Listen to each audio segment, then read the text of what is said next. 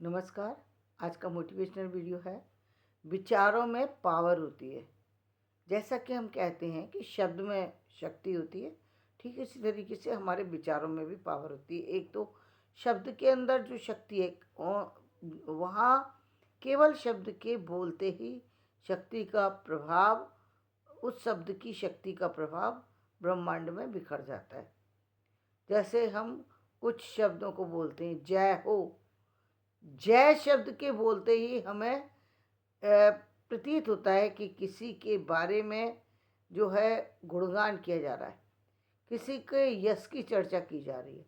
जय शब्द अपने आप किसी की दिव्यता को महसूस करा देता है।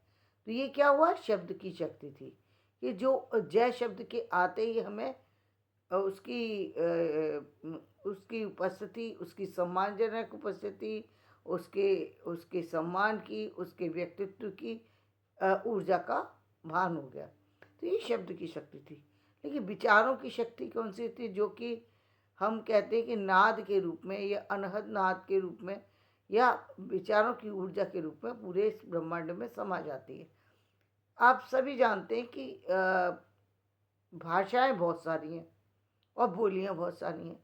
तो ऐसा कैसे हो सकता है कि ईश्वर तक हर भाषा को अलग से यदि कोई व्यक्ति ना बोल पाए। देखिए, जो इंसान है वो शब्द को बोल सकते हैं, उनके अंदर शब्द की पावर है, उनके अंदर विचारों की पावर है। जो विचार वो व्यक्त कर सकते हैं, किसके माध्यम से कर सकते हैं? भाषा के माध्यम से अपने विचारों की अभिव्यक्ति कर सकते हैं। संसार में बहुत सारी भाषाएं, और उसके माध्यम से वो अपने विचार प्रकट कर देते हैं।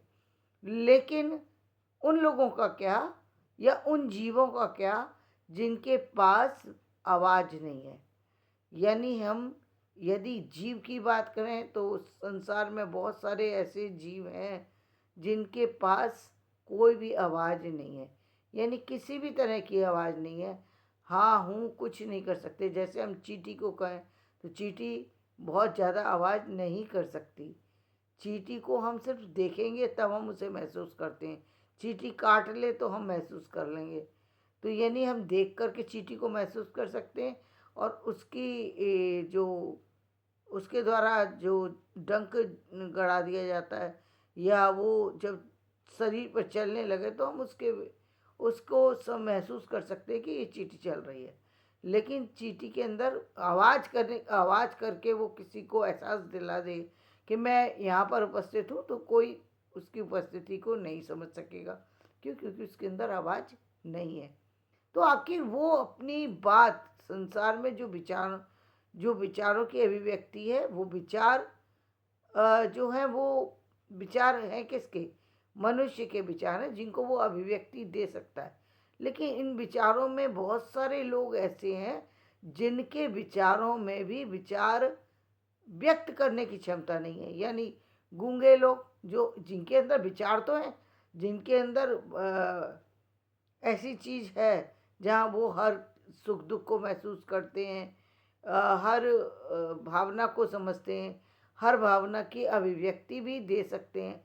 लेकिन परेशानी ये है कि अभिव्यक्ति दें कैसे? उनके पास वाणी को नहीं दिया है। ईश्वर ने उनकी वाणी को, उनके उनके बाहर आने की क्षमता को जो है वो छीन लिया है, कि वो वाणी से बोल नहीं सकते। यानी एक तरीके से ये सजा है ईश्वर के द्वारा दी जाने वाली, जो पूरे जीवन रहना है व्यक्ति को लेकिन बोल नहीं सकता। तो ये बहुत बड़ा कष्ट है। लेकिन अब नहीं दिए तो नहीं दिए। उसकी आवाज़ ईश्वर तक कैसे पहुंचती है? उसकी आवाज़ संसार तक कैसे पहुंचती है? वो व्यक्ति अपनी बातें कैसे दूसरों तक पहुंचाता है? हमने ये भी मान लिया थोड़े समय के, हम चले ये मान लेते हैं संकेत के द्वारा। लेकिन आदमी बहुत समय तो संकेत भी नहीं देने की स्थिति में होता, संकेत भी नहीं देता, लेकिन फिर भी ऊर्जा महसूस की जा सकती है।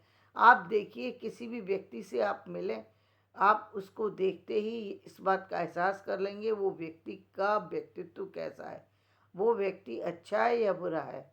ये किसके द्वारा? क्योंकि उसके वो व्यक्ति आपके बारे में क्या सोच रहा है, उसके विचार ब्रह्मांड के घेरे में आ जाते हैं, जो हम कहते हैं ना, ऑरा।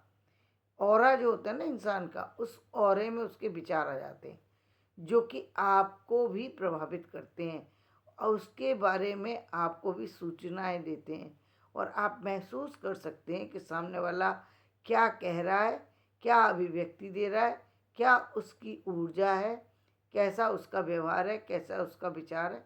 आप उसको समझ सकते हैं। इसी ऊर्जा के द्वारा हम ईश्वर तक अपने संदेश को देते हैं।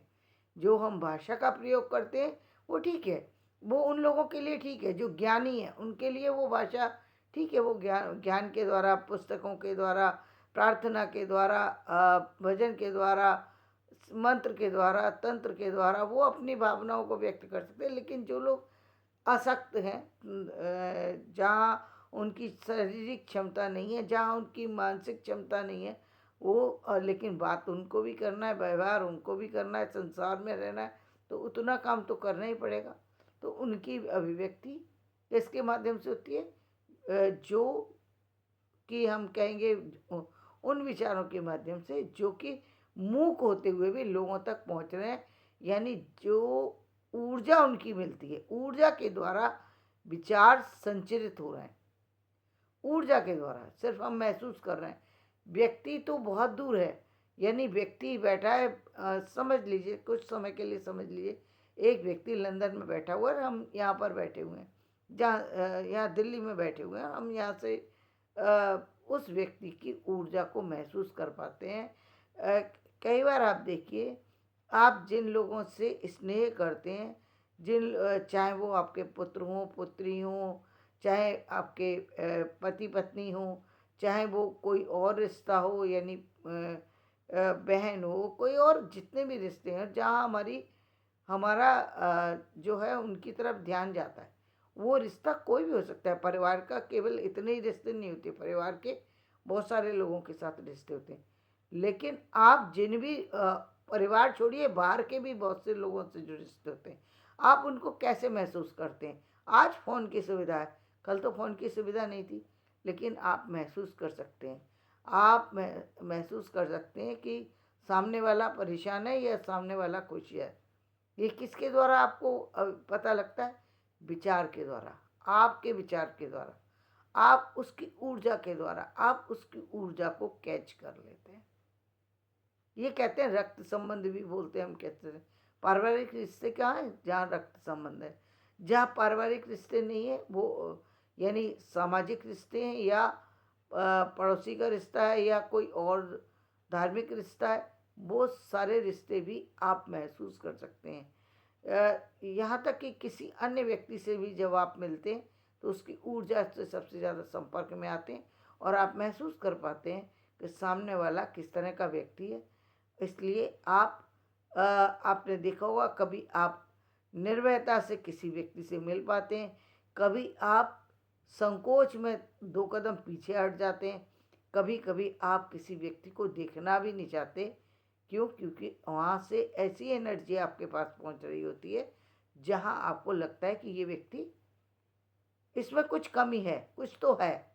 यानी ये सोच करके आप वहाँ से हट जाते हैं, देखना नहीं चाहते, नज़र चुरा लेते हैं। ये सारा कमाल किसका है? आपके विचारों का और उस व्यक्ति के विचारों का, जो कि ब्रह्मांड में शक्ति, जब कहते हैं ना हम, जब कि कई बार हमने सुना होगा कि दीवारों के कान होते हैं। तो दीवारों के कान की बात कब कही जाती है? जब व्यक्ति कुछ छुपा कर के काम कर रहा होता है या किसी से अलग होकर के कोई काम करने की सोचता है या कोई गलत काम कर रहा होता है, तब कहते हैं कि दीवारों के कान होते हैं। सोच समझ करके बोलो, सोच समझ क्या कह रहे हो, क्योंकि सामने वाले तक बात पहुंच जाएगी। वहाँ व्यक्ति नहीं है, फिर बात पहुंच कैसे जाएगी? लेकिन पहुंचती है कैसे? ऊर्जा के थ्रू। आपकी ऊर्जा वहाँ पहुंचा देती है। कहते सामने वाला कहता है पता नहीं आज मुझे उसे देखकर कुछ अजीब सा लगा। ये ऊर्जा है जो आपके विचारों में उठ रही है, आपके दिमाग में चल रही है, आपके दिल में चल रही है, वो दूसरा पिक कर रहा है उस चीज़ को। तो इसी ऊर्जा के द्वारा ये समस्त ब्रह्मांड जो है वो संचरित होता है। इस सारा ब्रह्मांड जो चलता है वो इसी ऊर्जा के द्वारा चलता है। इसीलिए कहते हैं कि भाई आप आ, आ, किसी को ये बताने की ज़रूरत नहीं है कि वो व्यक्ति कैसा है। उस व्यक्ति से मिलते ही उस व्यक्ति, उस पर्टिकुलर व्यक्ति के प्रति कैसे विचार हैं, समाज के प्रति कैसे विचार हैं, देश के प्रति कैसे विचार हैं, इसका आइडिया अपने आप लग जाता है। किसी किसी व्यक्ति को हम देखते हैं, बहुत बड़ा हो या बहुत छोटा हो, हम उसे देखते ही अचानक कह देते ये व्यक्ति बहुत होशियार है। किसी व्यक्ति को हम देख के कह देते कि ये व्यक्ति तो बस भगवान भरोसे है। तो क्यों कह देते हैं ऐसा? ऐसा इसलिए कह देते हैं, उसकी ऊर्जा को हम पिक करते हैं। इसका मतलब ये हुआ कि यदि आपके अंदर, इसीलिए हम कहते हैं कि जब आप कभी भी नेगेटिव हो रहे हो तो नेगेटिव बातों को तुरंत ही कट करना चाहिए। क्यों करना चाहिए? क्योंकि वो नेगेटिव ऊर्जा भी आपकी पूरे ब्रह्मांड तक में फैलती है और ब्रह्मांड को विषाक्त बनाती है। इसीलिए जिस घर में कलह होता है वहाँ पर जाकर के लोगों को शांति नहीं मिलती। बेशक वहाँ के लोग बहुत शांत होकर के, बहुत स्नेही होकर के आपसे मिलने की कोशिश करें, बहुत अच्छा सब कुछ करें, लेकिन आप फिर भी महसूस कर लेंगे यहाँ कुछ तो गड़बड़ है, कि यहाँ आकर के हमको अनईजी फील हो रहा है, और आप तुरंत ही किसी न किसी बहाने से वहाँ से चलने की कोशिश करते हैं। क्यों? क्योंकि आप वहाँ की ऊर्जा को पिक करते हैं। इसलिए जीवन में व्यक्ति को हमेशा अपने विचारों पर भी ध्यान देना चाहिए। अच्छे विचार ही, क्योंकि अच्छे विचारों का आपके शरीर से संबंध है, आपके मस्तिष्क से संबंध है, आपके परिवार से संबंध है, समाज से संबंध है और पूरे ब्रह्मांड से संबंध है। आपके अच्छे विचार चारों तरफ आपकी ऊर्जा को लेके जाते हैं और चारों तरफ वो एक ऐसा आपका ऑरा क्रिएट करते हैं जिससे लोग समझ जाते हैं कि सामने वाला व्यक्ति क्या कहना चाहता है, क्या सुनना चाहता है और क्या उसके अंदर छुपा हुआ है। तो इस बात का हमेशा ध्यान रखना चाहिए। यदि आप ध्यान रखते हैं तो आप देखेंगे कि जीवन में आपसे बहुत सारी गलतियां होने से बच गए आप, और जीवन में आपका जो रास्ता है वो बहुत साफ सुथरा है और आप बिल्कुल सही रास्ते पर, सही दिशा में जा रहे हैं। तो धन्यवाद। मेरा ये वीडियो पसंद आए तो इसे लाइक करें, शेयर करें, सब्सक्राइब करें।